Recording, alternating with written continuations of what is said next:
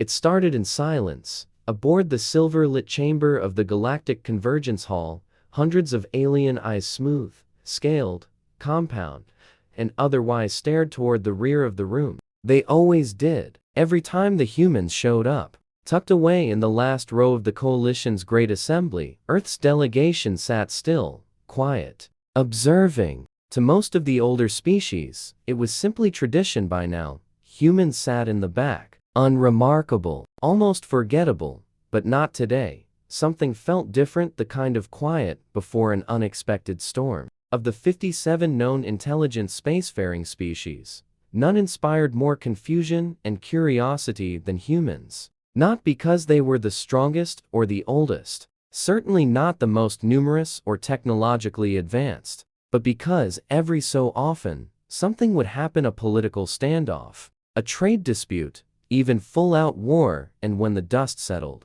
one pattern always emerged. The humans were still standing.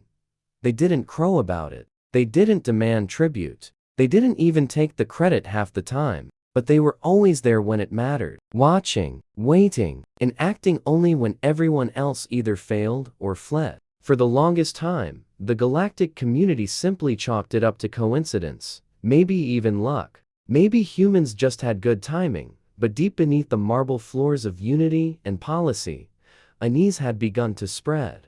The old species, the ancients as they were called, were used to being the apex. Their words built civilizations and shattered others. They were the architects of the galactic order, the masters of energy, manipulation, and matter. They had seen stars born and die, yet they had never seen a species quite like the one whose diplomat sat, calm and polite, in the back row, always listening, always learning. The hall filled with murmurs as today's proceedings began, centered around the Remakai incident. 1 week prior, rogue asteroid had collided with the Remakai colony ship, or so the initial reports claimed. Upon further review, it became clear that the object in question had changed trajectory prior to impact not once, but 3 times. Its composition matched no known debris, and its path cut through a shielded mining sector, grazing the territory of 3 other species. It wasn't an asteroid, and now, the Galactic Council had to decide what to do about it. The Remakai were furious, demanding recompense and protection. The Krindari thought it was a threat from the distant Varn Dominion. The Yulnan suspected internal sabotage. Everyone had a theory, yet nobody had a solution, except the humans, but they didn't speak. Not yet. That was the part that unnerved everyone the most. They had the data. Their ships were faster than they should be. Their computing systems more adaptive than logically possible without supremacy-level processing. And they'd been tracking the object days before anyone else even noticed.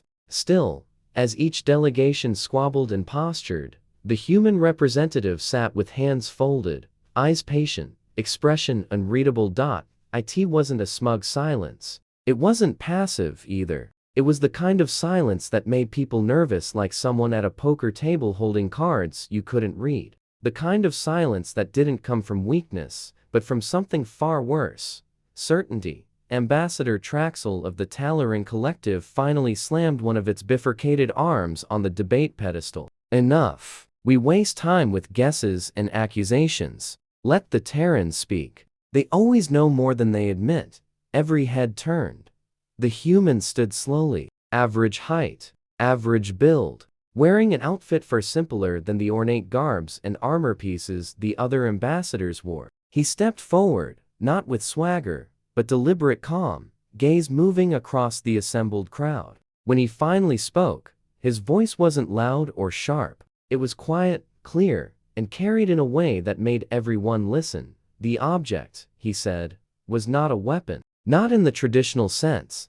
A few snorts came from the upper chamber, where the Vraxian Triarchs observed. One of them hissed, and yet it reduced a Remakai capital cruiser to scrap metal. The human nodded. Because it had to. The room stirred. The ambassador continued without pause. It wasn't a test. It wasn't some rogue tech or spontaneous anomaly. Someone sent it with precision. And whoever did has information and capabilities none of us expected, including us. That made people sit straighter. You're saying this wasn't human tech? A crystalline voice echoed from the Leolith delegation.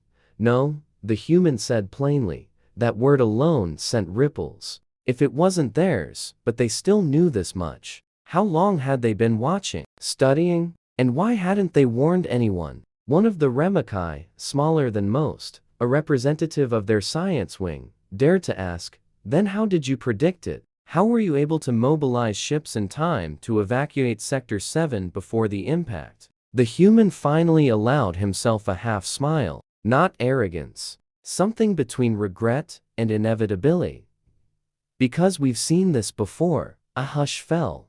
Where? A dozen alien voices asked at once. Instead of answering directly, he pulled something from the small device mounted at his hip. A projection formed above the council chamber. Rotating in slow silence was a golden sphere covered in layered patterns, spires, and rings. Some recognized it immediately. The Solgate, Gastatrel ambassador, long dismissed as a pre-human relic orbiting the edges of Earth's system. The Solgate had been considered inert for centuries, a leftover from some extinct forerunners. No one could ever bring it online. No one even understood its purpose. Until now. Activated 3 weeks ago, the human said quietly. And the object we're discussing didn't hurt our systems. In fact, it gave us coordinates.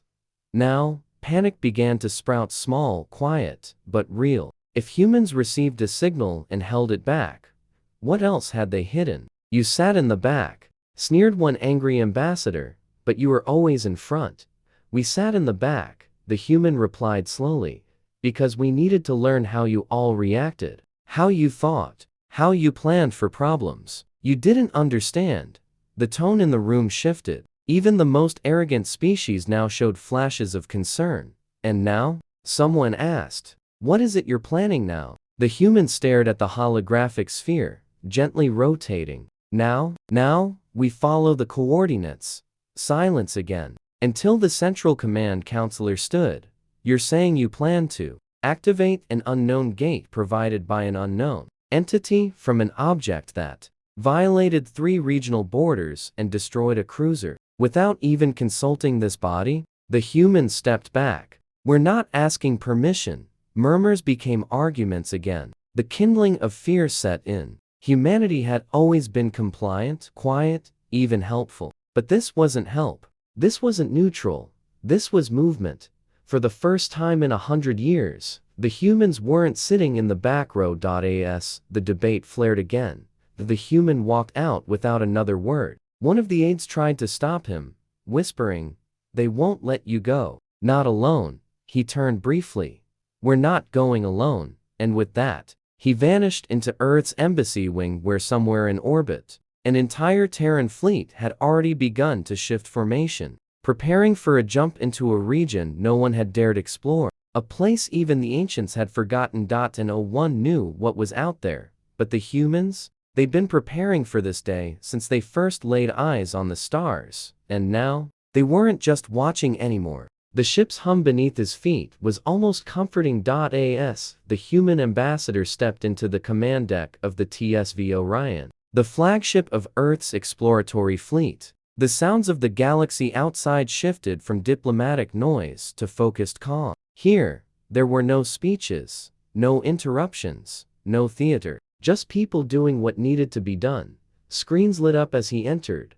Subtle nods from the crew acknowledging his presence. But no salutes, no excessive ceremony. Humanity had long since shed the need for rigid traditions in space. Efficiency and trust worked better than hierarchy when you were light years from home. He paused at the command console, and the main screen adjusted, displaying the ancient-looking structure orbiting just beyond Neptune's shadow. The relic called the Solgate, roughly the size of a small moon. The structure had drifted silently for centuries, unmoved by time, untouched by chaos, its purpose unknown. The coalition engineers gave up on it decades ago, labeling it a dead artifact, no longer significant. Then, 3 weeks ago, it came online, not in a dramatic burst of energy or light, but subtly. Sensors picked up a low-frequency pulse. Earth's deep space satellites moved to investigate, and when they did, the gate responded. It didn't open, not yet, But it did something far more unsettling. It called the humans by name, not metaphorically. The signal was decoded, transcribed, and filtered through every known language. In the end, all it said was this: "We see you, children of Sol." The trial begins. Coordinates received, no threats, no explanations, just that. And almost immediately after, the object, the one that struck the Remakai cruiser, entered the system. A probe, maybe, or a warning, or something no one had words for yet. The ambassador turned as his second-in-command approached, face set with the same quiet focus that had become a common trait in command-level Terrans. She handed him a tactical report.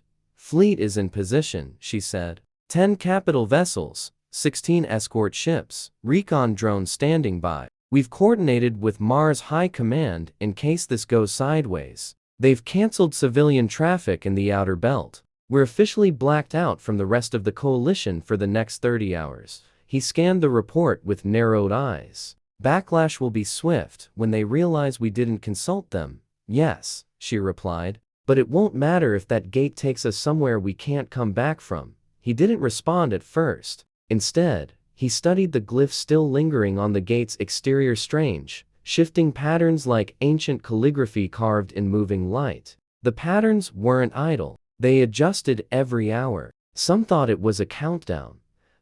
Others thought it was listening. Everyone was guessing. Except the humans. Humanity wasn't entirely sure either, but the difference was, they were willing to face the unknown to find out. That was something the rest of the galactic species struggled with. Most of them had reached their peak long ago. They had comfort, long history, stabilized governments, and rigid procedures. They didn't explore anymore. They maintained. Humans? They hadn't been out as long, but they moved faster. They didn't build cathedrals to protect their pride. They launched into the stars with makeshift colonies, experimental tech, and a dangerous willingness to charge into what civilization should probably avoid. It wasn't pride. It was curiosity mixed with something older and colder. Defiance toward the idea that some things weren't meant to be known. The ambassador leaned forward. What about the other species' surveillance grids? Won't they try to intercept? We scrambled the signatures, his second said. And the fleet's heat profiles are mimicking transport barges. They're watching for weapons. We're moving like cargo, he smirked. Smart. A trick we borrowed from our old logistics cores back on Earth. Moving under everyone's radar while they yell in meetings. As he turned back toward the viewing window, the rest of the galaxy felt so distant. And maybe that was a good thing. Because if the coordinates were real, if the signal meant what they thought it did, then where the gate led wasn't just unknown space. It was alien in the truest sense. Once, hundreds of years ago, when humanity still looked up through telescopes and dreamt of touching the stars, there had been a theory, a deeply buried one, about civilizations so advanced they wouldn't communicate with radio or light or anything conventional, that they would instead build silence around themselves, waiting for others to prove they were ready. This wasn't a signal to the galaxy. It was an invitation. And what shook Earth Command most wasn't that humans were invited. It was that no other species had been. Is the insertion team ready? The ambassador asked. The ops officer on his right nodded. Sealed suits, atmospheric fielders, gravity compensators synced. If the other side has mass or motion, we'll be able to walk through it. If not, we float and see what bites us, he finished. Just like the old astronauts, the gate's pulse changed again, now louder, drawing spikes across every sensor array. For a brief second, its rings began to rotate, not physically, but within its own gravitational field, space bending and warping in localized zones, like it was thinking or feeling. Final preparations echoed around the bridge. No panic, just movement. Training, somewhere else in the solar system, on ships painted black and hidden in asteroid shadows. Backup units watched in silence, waiting. They weren't meant to attack. They were meant to recover if recovery was even possible. Some missions came with no return flight, and everyone on this one knew that, but still, not a single crew member had backed out. The ambassador activated a comlink directly to the insertion shuttle. All teams, this is mission control. Final check. You cross on my mark, a voice responded. Calm, young, copy that. See you on the far side. He stared at the gate. It wasn't just stone and technology. Somehow it felt like it was looking back. Not in hatred, but in measure, as though humanity had finally stood up from the back row. And the test began the moment they took a step forward. Behind the ambassador, the command deck's inner systems began matching the gate's signal frequency. Reality twisted at the edges of visual space, like a door waiting to open, but only if the right hands knocked. A soft alarm rang out.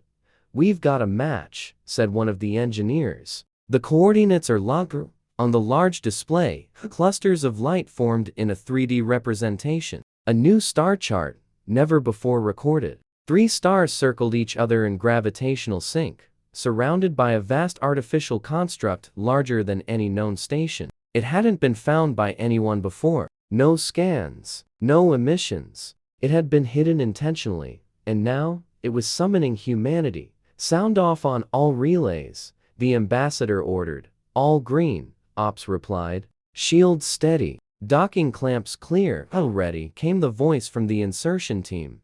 The ambassador took one slow breath. This was the moment. After generations of being the observers, the quiet ones, the odd newcomers in a galaxy older and grander than their myths could hold, this was humanity stepping beyond the known map.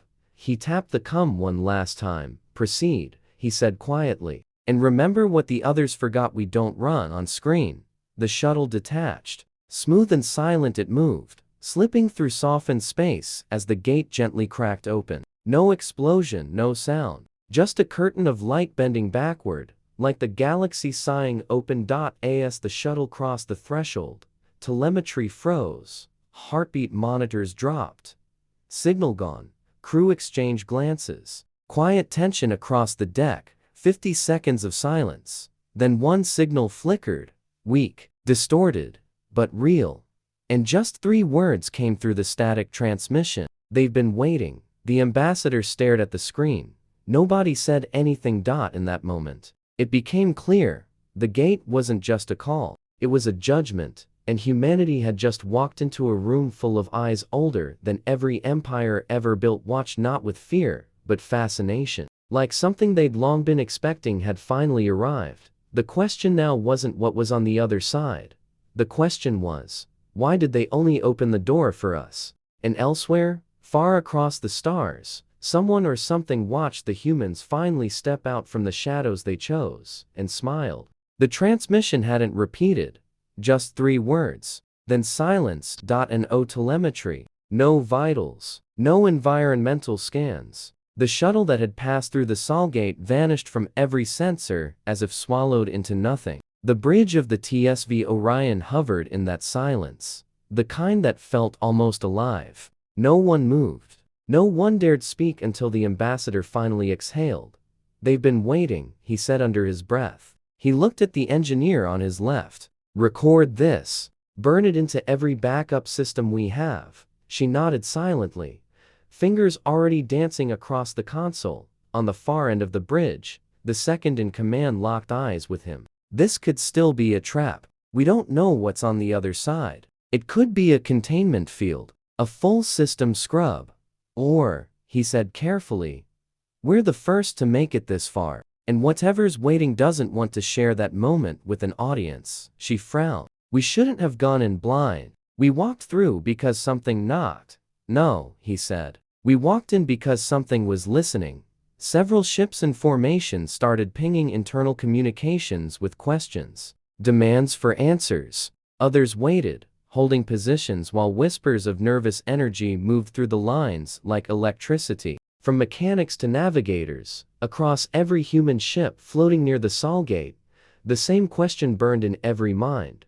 What exactly had we just walked into? Back inside the Orion, priority channels opened. Earth command, tight beam, encrypted, bounced along pre-cleared relay satellites. High-ranking officials from the Security Council and Interstellar Exploration Division appeared, but the ambassador spoke first. We sent the team through. One message returned. A pause. Then the familiar voice of General Walker responded. "Go ahead," they said. "They've been waiting." Then the signal cut. The silence over the comm was heavier than the quiet on the bridge. Walker broke it. "Do we have confirmation of crew status?" "No, nothing since. We're assuming the message was automated, possibly preloaded before the signal blackout." One of the council members leaned into her screen. "Then this is bigger than we feared. That object what hit the Remakai vessel, that wasn't an attack. It was a breadcrumb. It wanted us to follow, and we did," the ambassador said. "Which means we're in it now." Deep across the channel, unseen figures whispered, debating silently, some concerned, others excited. Earth's leadership had always operated under layers of caution, but even they knew, when things like this happened, the only real mistake was hesitation, because whether the humans liked it or not, the rest of the galaxy had already seen them take that step. And some of those watching were far less patient, and much more afraid, outside the sphere of human control. Within the heart of the Coalition's capital system, the news began to leak quiet at first, then spreading like fire under a steel hull. Whispers from intelligence networks reported that Earth breached the ancient gate. Coalition protocol had been ignored. No consultation, no authorization, just humans making a move once more, and nobody stopping them. The Remakai called for an emergency tribunal. The Talaran Collective issued diplomatic protests. Accusations flew, arrogant, untrustworthy. But beneath their outrage was something far more dangerous: jealousy, because anyone, regardless of species, who watched the stars long enough, felt it. That moment when humanity crossed a boundary no other species dared. And now, wondering what lay beyond, the rest of them were left waiting for answers, for consequences, for something to chase or fear. Not all sat idle though. Someone else had also been watching. Aboard an unregistered vessel hidden between gravitational shadows 3 systems out from Earth, a team of covert observers not aligned with any official power monitored every frequency, every data spill, every fragment of code. Among them stood a tall, emaciated alien figure, draped in a flickering cloak of quantum phase fibers that made it seem like light had trouble remembering where its edges were. It was Yithrin, an agent of the Fringe Circle. The Circle wasn't officially recognized by the galactic community. It wasn't considered real in most public forums. But those with eyes in the darker corners knew the truth. The Circle had been watching the humans since their first expedition beyond the Mars barrier. Maybe even before that. The agent paced beside a sleek console, eyes scanning the last wave of transmissions before the Sol Gate event. Its assistant, a smaller form gliding on gravitational pads, spoke in its native clicks and tones. They crossed willingly. Alone, Yithrin repeated, almost to itself. No species crosses alone. Not without orders. Not without protection. Humans did. The agent frowned, if such a face could frown. Something about this race, the humans, never fit the pattern. Other species feared first, then approached. Humans observed first, then acted with terrifying confidence, as if written deep in their DNA was some ancient order: adapt, endure, expand. The probe, the object that hit the Remakai cruiser, had been their test. Not the Remakai, not any of the others. And humans responded with boldness, not fear, which meant they were already being measured. And if that was true, what else had been watching Earth? And why now? Back near the Sol Gate, the human fleet watched as light shimmered across the surface of the ancient ring. For a brief second, the signature pattern changed. Once binary and patterned, the new wave carried analog distortions, chaotic, almost emotional, sound through visuals, a kind of music. Some on board theorized.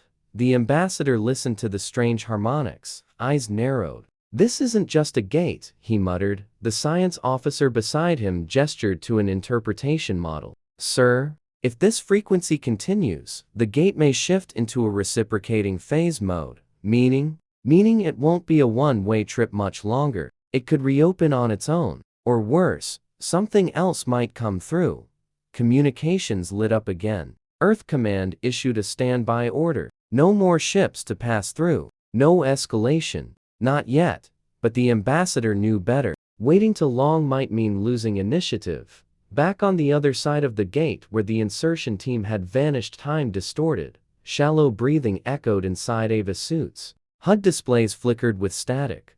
Lieutenant Kayan blinked through her visor. Blackness surrounded them like an ocean. Yet slowly, pinpricks of golden light emerged, drifting specks, like stars moving too close. The crew floated not in empty space, but between dimensions, something like gravity pulsed in the distance toward a massive structure. It dwarfed anything humanity had ever built. Not mechanical, not organic. Alive with thought, Kayan switched to localized comms. Survey Team to Orion. Negative contact. We're not in map space. Repeat. We are outside charted sectors.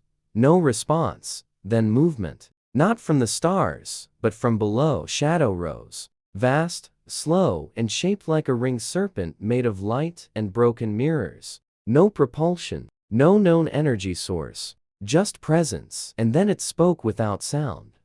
Each of them felt it. Not words. Impressions. Memories. Regret and hunger. Not for food. For understanding. Then all sensors in their suits temporarily shut down. Kayan reached for her sidearm out of instinct. But it didn't feel like they were under attack. It felt like they were being read. Their history. Their violence. Their courage. Their failures. Their curiosity. And then, without warning, her HUD flickered back. A symbol appeared on every suit matching the ones that had spiraled on the Solgate. A question burned in her mind, not spoken, just placed there. Raw and clean. Why do you reach? Back on the human fleet. The ambassador stared through the screen at the gate as the frequencies spiked again. The stars around Sol looked and changed. But everything else had shifted. Because even if they hadn't found the answers yet, something had found them, and it had been waiting a very long time. Lieutenant Kayan had trained in survival scenarios, vacuum exposure, and psychological response to deep space dissociation. But nothing prepared her for the stillness of this place, this not space floating like a thought just outside the grasp of time. Her heart pounded loud in her helmet, loud enough that she felt every beat in her throat. The structure ahead was no ordinary station, no relic wrapped in metal and intention. It moved like a thought, flowing between form and nothingness. Shapes shifted, angles twisted in ways the eye couldn't process. One part looked like a cathedral tiled with stars, another like the ribcage of something long dead and colossal. And yet, it all pulsed with light or maybe memory. The insertion team was drifting toward it with their thrusters offline. Not a malfunction. A pull. Kayan gritted her teeth and tried to come again. This is Survey Leader Kayan. We are still adrift. Structure ahead is non-Euclidean geometry. Thrusters are unresponsive. Life support is holding. Attempting manual course correct. Nothing but static. She looked to her left and saw Chen, the team's engineer, spinning slowly in space. His posture stiff, unmoving. Chen, talk to me. No reply. Their suits weren't jammed. She could ping his vitals, but his data feed was off. His biasins showed pressures normal, but cognitive functions were fluctuating, as if something was inside his thoughts, shifting through them. Across from her, Lieutenant Ward hovered in a controlled but tense spiral, his rifle in one hand, eyes wide behind his visor. They're watching us, Ward said quietly. Kayan spun toward him. How do you know? I don't. I feel it. Kayan took a breath, trying to steady the horror curling up her spine like frost. Ward was already pointing toward the massive structure, right there, near what appeared to be an opening, if it could be called that. 7 figures were forming in the dark, not morphing, not stepping forward, just appearing like forgotten statues forced into place. Humanoid but not human. Their proportions were off. Too tall, arms too long. Their bodies shimmered with faint, echoing images that almost resembled Terran suits. Not exact copies, more like approximations, as if someone had studied recordings of what humans might wear and reconstructed it using only dreams and smoke. One by one, they lifted their heads. And O faces, only mirrored surfaces where the eyes should have been. And yet Kayan felt it, the same question from before. echoing louder now. Why do you reach? The team didn't respond. Not with words. But the question didn't seem to require speech. Instead, Kayan's mind buzzed with flashes not of her own memories, but something older. She saw fires across ice planets. Machinery folded into the dunes of time. Whole galaxies extinguished not by war or decay, but silence. Voluntary abandonment. Like the stars themselves had given up. Then something else filled her thoughts. The back row. Phrases from the coalition came back without warning. The ones they used to describe humans. Quiet, curious, oddly observant, slow to act, fast to finish. The ones who never took command of galactic systems. Who sat, watching others fight for scraps of prestige and importance. Kayan remembered how diplomats and high-born races used to joke that humans were the kids with a seat at the table, but not much to bring. But this moment was proof that humans brought something no one else had. They were the ones who got the invitation. Back on the TSV Orion, the mood was shifting. Concern was turning into alarm. The ambassador kept his voice level, but his hands were clenched at his sides. How long has telemetry been dead? He asked. 17 minutes, 26 seconds, the ops officer replied. Too long for signal delay. Too short for recovery protocols. I want all secondary fleets repositioned within scramble distance. If something comes back through that gate, we don't want to be where it lands, the ambassador ordered. The crew moved without hesitation. The gate ahead was flickering again. Symbols raced across its surface. Then something changed. A slow pulse of energy rippled out from it. Not a burst or beam, just a vibration that made it feel like the universe had sighed. Then the structures on the ring began to shift. Not open, not attack. Align. The bridge's science chief stared at her readouts in horror. Sir, the gate just changed orientation based on the pulse. It's aligning with a different set of stellar markers. Where? Not local space. Deep field. Beyond even the edge of coalition exploration grids. The ambassador looked at the screen. Then that gate isn't just two-way, he said. It's multi-directional. He turned toward the deck crew. Send this to Earth Command. Full encryption. Threat unknown. Humanity has possibly stepped into interdimensional space or an ancient transportation array. Recommend all listening outposts and science hubs prepare for emergence events. Ships, creatures, or worse. But even as he gave the order, another problem was unfolding on the diplomatic front. Back on the Galactic Council station, chaos erupted. The human silence was being taken less as strategy and more as a threat. The Remakai had deployed their own surveillance drone to the Sol sector, and it had just gone dark trying to approach the gate. That left only one conclusion on their end. The humans were withholding something.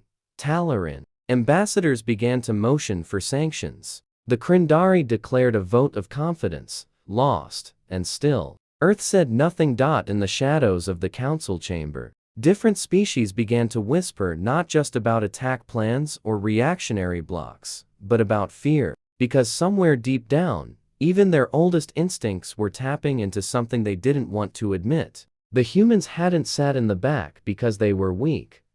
They sat there because they were waiting for everyone else to overlook them. And now, they'd moved to the front. Back inside the other side of the gate. Kayan's suit lit up again. One window displayed strange waveforms. The faces before her were shifting. Not shifting, studying her. Each reflection in their mirror faces now showed someone different, not her, but people from her life. Her brother, her father, her old robotics teacher from Luna Prime. And they all were asking, what will you carry back? She didn't know how to answer, not because she lacked a response, but because part of her wasn't sure if this was a question about knowledge or a warning. Because whatever lived here, whatever beings or mechanisms waited beyond the edge of the gate, they hadn't destroyed humanity for stepping across the threshold. They hadn't attacked.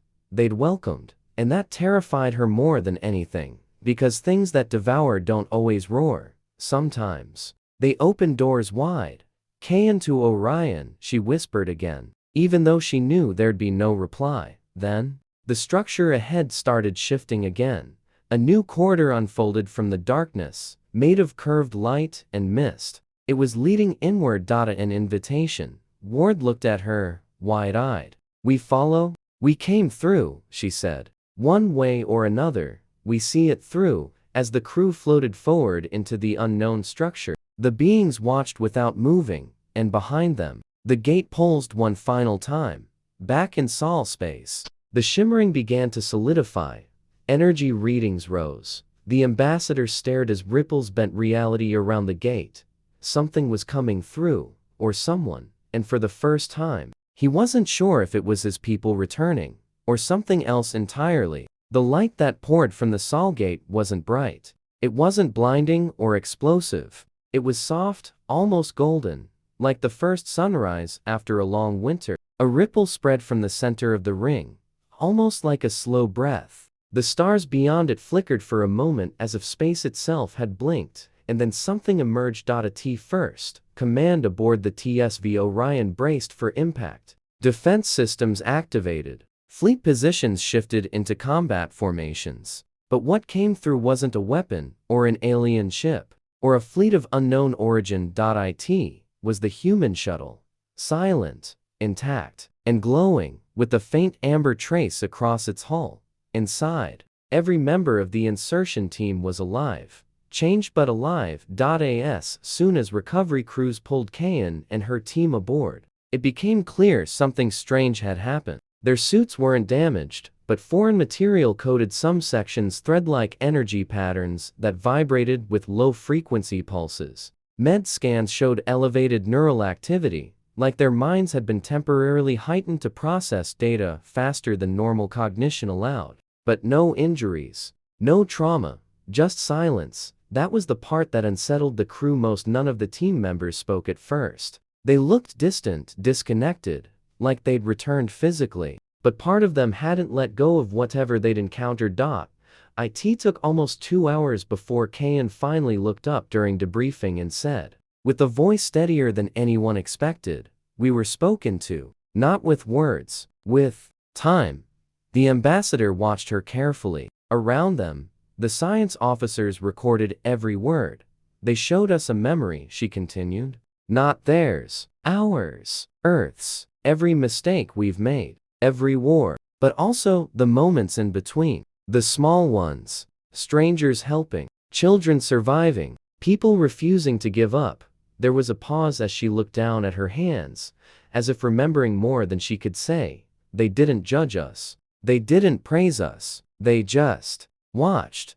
The ambassador asked carefully, "Who are they?" Kayan glanced at him and shook her head. "They're not gods. Or monsters. They're witnesses." "Of what?" "Our story." A quiet took over the room again. Not fear, not awe. Something else. Something harder to name. Over the next 12 hours, translated data streamed in from the shuttle's memory banks, snippets of impossible languages, shifting patterns of math that looped and adjusted depending on emotional input from the observer. The gate had given them something. A message. A kind of map.